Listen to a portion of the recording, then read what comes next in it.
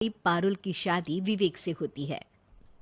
क्या है यार, शादी के वक्त तो तुम दुबली हो गई थी, लेकिन शादी के 2 साल में ही फिर फूलकर गुप्पा हो गई हो। पारुल के साथ अब विवेक का व्यवहार बदल गया। सास ससुर भी बिना बात के ताने देते। अरे 2 साल हो गए, बच्चा नहीं हुआ, निकल यहां से। विवेक का भी सहारा पारुल को नहीं मिलता है। लेकिन जिस विवेक से पारुल को तलाक के एवज में 18 लाख मिले होते हैं, वो पारुल एक दिन, इंस्पेक्टर साहब, मुझे कंप्लेंट लिखवानी है। जी मैडम, क्या हुआ? चीटिंग, एक लड़के ने मेरे 6 लाख रुपए लूटे हैं। पुलिस वाला पारुल को ऊपर से नीचे तक देखता है। मामला क्या है, विस्तार से बताइए। पारुल फिर जो बताना शुरू करती है, उसके बाद इंसानियत से भरोसा उठना लाजमी है। मेरे पति ने मुझे कभी अपनाया ही नहीं। शादी के 3 साल में ही मेरा तलाक हो गया। मैं नहीं चाहती थी कि मैं उनसे एक भी पैसा लूं, लेकिन वकील और मेरे माता पिता ने उनसे 18 लाख की रकम ली। फिर क्या हुआ? क्या वो पैसे उसने वापस ले लिए? नहीं नहीं, उन्होंने तो उसके बाद मुझसे कभी कांटेक्ट भी नहीं किया।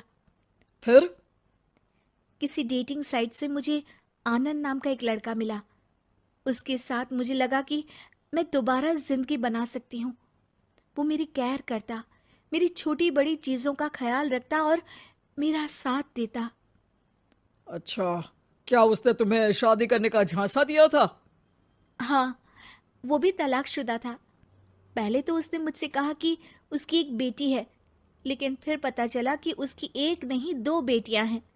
इतना ही नहीं, दिल्ली के एक आम इलाके में वो बीवी और बच्चियों के साथ ही रहता है। तो आपसे इमोशनली फ्रॉड कर उसने पैसे ऐंठे? जी, अब मेरे पास कुछ नहीं है, ना पैसे ना वो। मैं बस किसी भी हालत में अपने पैसे वापस चाहती हूँ, जो मेरे बुरे वक्त में मेरे काम आ सकते हैं। ठीक है। पुलिस आनंद को पुलिस स्टेशन बुलाकर सारी पूछताछ करती है, लेकिन आनंद पुलिस वालों को ये यकीन दिला देता है कि पारुल ने उसे कोई पैसे दिए ही नहीं, बल्कि वो तो उस पर बीवी को छोड़ने का दबाव बना रही थी और ना मानने पर पारुल ने ये झूठा केस डाला है।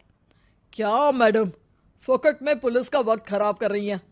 कोई शादीशुदा क्यों अपनी बीवी छोड़ेगा? अब आपकी शादी टूटी तो मतलब सबकी तो नहीं टूट सकती ना। पारुल को पुलिस वाले के मुंह से ये बात सुनकर हैरानी होती है। उसे कुछ समझ में नहीं आता कि वो क्या करे। वो अपनी सहेली झनक, जो कि वकील थी, उससे कांटेक्ट करती है। झनक, मैं क्या करूं? मैं कैसे पुलिस को यकीन दिलाऊं कि आनंद ने मेरे साथ ना सिर्फ शारीरिक और मानसिक चीट किया है, बल्कि आर्थिक तौर पर भी वो मुझे खाली कर गया है। अब वक्त झनक का था। देख पारुल, ऐसे तो किसी को भी बिना सोचे समझे पैसे नहीं देने चाहिए, लेकिन अब जब तूने ये कदम उठा ही लिया है, मुझे ये बता, तूने कब कब पैसे दिए और कितने? क्या कहीं कोई सबूत है? पारुल कुछ सोचती है। 3 बार तो बैंक में ट्रांसफर और 2 बार गूगल पे। क्या इन सब के रिकॉर्ड मिल जाएंगी? हाँ हाँ, क्यों नहीं, मैं बैंक से सब निकाल लाऊंगी। अगले दिन पारुल सारी स्टेटमेंट झनक के सामने रखती है और वो व्हाट्सएप की चैट भी दिखाती है, जिसमें कई बार आनंद ने ये बात कबूली थी कि वो उसके पूरे 6 लाख जल्द ही देगा। झनक अब पूरा केस लेकर पुलिस के पास जाती है और मामले को क्राइम एक्ट के तहत पूरे सबूत के साथ दर्ज करा आनंद की गिरफ्तारी की मांग करती है। पुलिस आनंद को लेने जैसे ही उसके घर जाता है, उसका सारा मामला बीवी और बच्चों के सामने खुल जाता है। पुलिस स्टेशन में पारुल को देखकर आनंद भड़क जाता है। ओह, तो बहुत होशियार बन रही हो तुम। ये झनक है ना तुम्हारी बचपन की सहेली? बताऊं सबको तुम्हारे बारे में? सब है मेरे पास, वो फोटो, वो वीडियो, तेरे भाई का नंबर भी है। 6 लाख क्या, अब 1 रुपया भी निकाल कर दिखा दे।